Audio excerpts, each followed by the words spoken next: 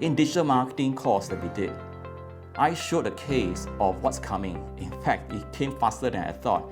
If you've seen the Google Gemini demo of what is possible in 2024, and I showed the case where take out your phone and you aim it at the object immediately. You could find out how much it is, what it is, right? How to get it, even how to use it. There was no additional prompting. So what does that mean for marketers? For marketers, are you part of the results that's going to pop up? Because the AI itself will search the internet and its knowledge base to find those information, to surface those. They are now looking for answers, they're not looking for search links. Right? People are using AI to curate answers. And the AI itself will look for the most credible answers. So are you there? That was my question to them. What about in terms of slides and all that? If you didn't know how to interpret it, people can just take a picture right now.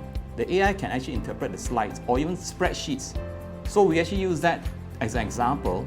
How would you do interpretation of data or metrics?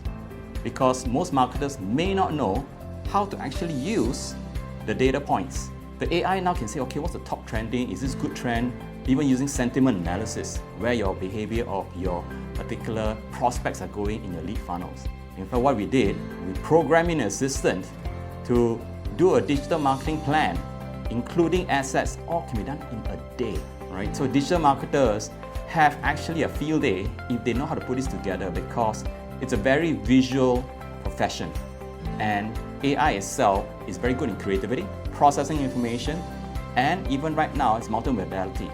You can even do deepfake videos, you can do explainers, you can do sound for podcasting. The productivity gains of AI, if you know how to wield it, is very powerful. However, what about the risks and constraints? You must be educated how you roll it out responsibly company. And that means having to look at the value as well as the risks, and then after that, what controls or constraints you put in so that this thing is mitigated. So we have rolled out AI usage policy, we train our staff, and right now we're training a number of professionals to be able to give a more rounded view for their organization, for their bosses, how to evaluate AI, how to bring it in. So something that you want to be thinking about in 2024, have a very balanced view in terms of what's the value of AI, what could be the risks and how you do your due diligence, and then how do you recommend controls that are relevant.